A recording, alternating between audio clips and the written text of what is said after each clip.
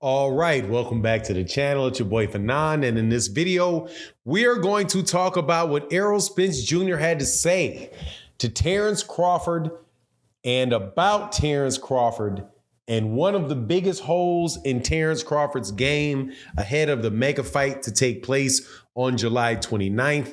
And it may not be something that people expect. Let's talk about that in this video.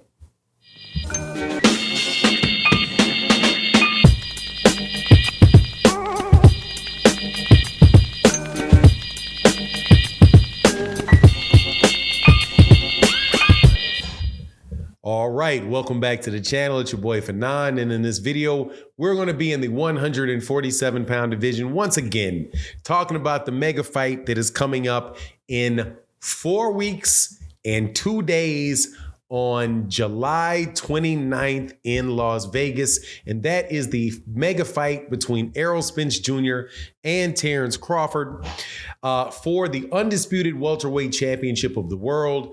As you know, Errol Spence Jr. is the WBA, WBC, and the IBF champion, and Terence Bud Crawford, the former undisputed champion at 140 pounds, the former WBO 135-pound champion, is currently the welterweight WBO champion, and the fight therefore makes an undisputed title fight. And more importantly than that, it is probably the most anticipated fight in the welterweight division in a very long time. Obviously, there's the Floyd Mayweather Jr. Manny Pacquiao fight.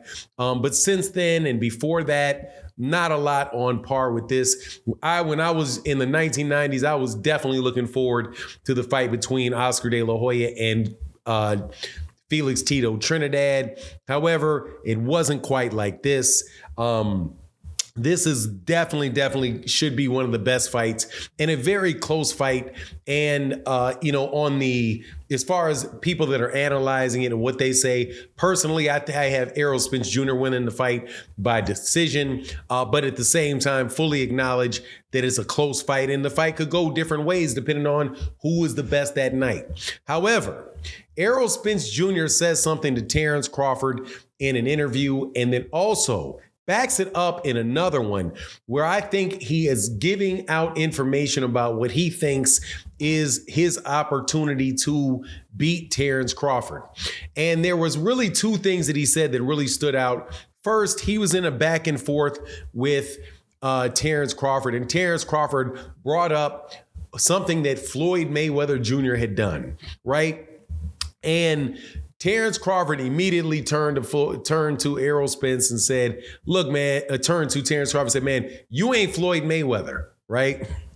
Now, what would he mean by you're not Floyd Mayweather? Well, there was another interview. I did a video yesterday about it, but the PBC put out an interview where they asked Terence Crawford and Errol Spence Jr. the same questions. And Terence Crawford answered questions, or both of the fighters answered questions about and rated their footwork, their defense, their power, their speed, punch resistant, conditioning, ring IQ, and resume. And the thing that stood out the most about Errol Spence Jr. was two things. One, I think it was a little bit of a joke where he ranked Terence Crawford as 0.5 for Terence Crawford's resume. But the thing that I think was really more of a realistic assessment that he gave was a very, very low score on defense and punch resistance. The lowest one, though, was defense. And when he brought up defense, I thought to myself, man, that is connected to some other things that have been said. First, hey, look, man, you not know Floyd Mayweather, because Floyd Mayweather was most definitely that. An excellent defensive fighter. If anybody ranks Floyd Mayweather Jr.'s defense a 0 to 10, you're going to give Floyd Mayweather Jr.'s defense a 9 point something. Clearly not a 10, because nobody has perfect defense. But with him, guys like Pernell Whitaker, man, you got to put those guys' defense way, way high up there, because it's, if not the best thing that he had, is one of the best things that he had. And that separates Terence Crawford from from Floyd Mayweather Jr.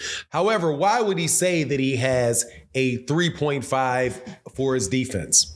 I think that is related to the assessments that were given by Derrick James, where Derrick James says about talking about fighters in general, but in response to questions that are being asked about Terence Crawford, talks about fighters relying upon athleticism and fighters that are relying on fundamentals, right? And where fighters that, when you're younger and you can really rely on timing, or not necessarily timing, but I think timing comes into play as well. This comes into play with timing as well, but where you could see things coming and you can react basically off your quick twitch muscles and your speed and your athleticism, your ability to change directions quickly.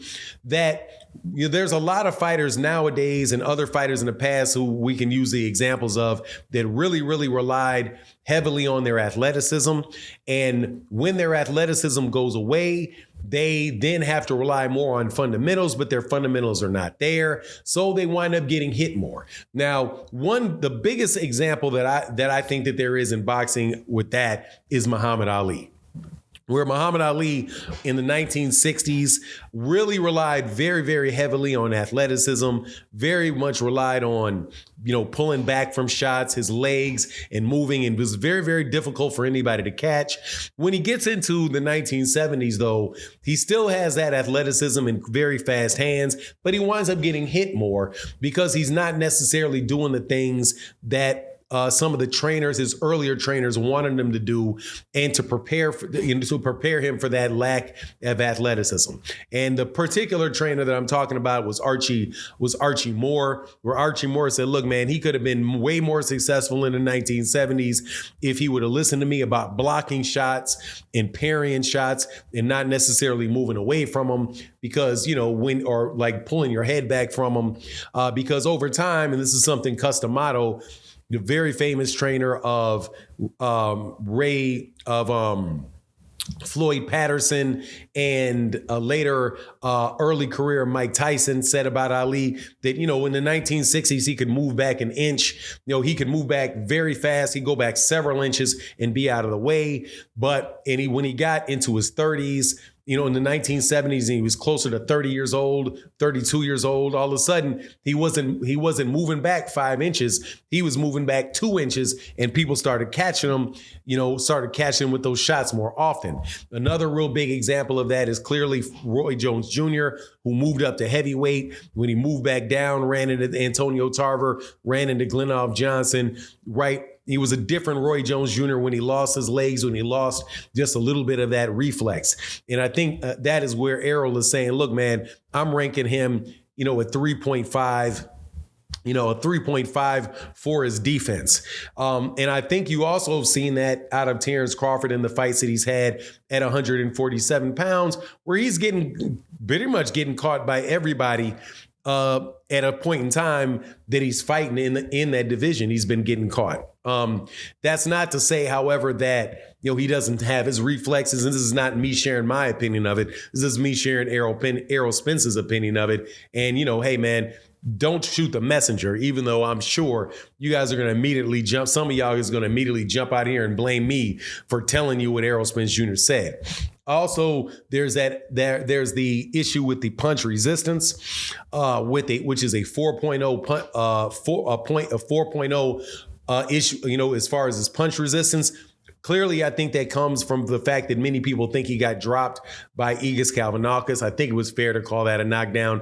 And the fact that he got wobbled with a clean shot by Yuriorkis Gamboa. But at the end of the day, just doesn't think that highly about his defense. And I think that's why he thinks he's going to win the fight and really press forward on the fight, and think he's going to be able to break him down. Now, if he breaks him down and what Errol Spence Jr. is saying is true, hey, man, it could be a long night for Terence Crawford. But if it's not, look, man, and Errol still got Terence really has that athleticism. As far as like the defensive Like, I do see what Terence Crawford, what Errol Spence Jr. is saying as far as the hand positioning of Terence Crawford. A lot of times, Terence Crawford is open for shots because he carries his whole hands low. Other times, man, I've seen Terence Crawford behind a high guard and be very responsible behind a high guard. But anyway, that's my take on the matter. You let me know what you think in the comment section. And with that, I'm out. Peace.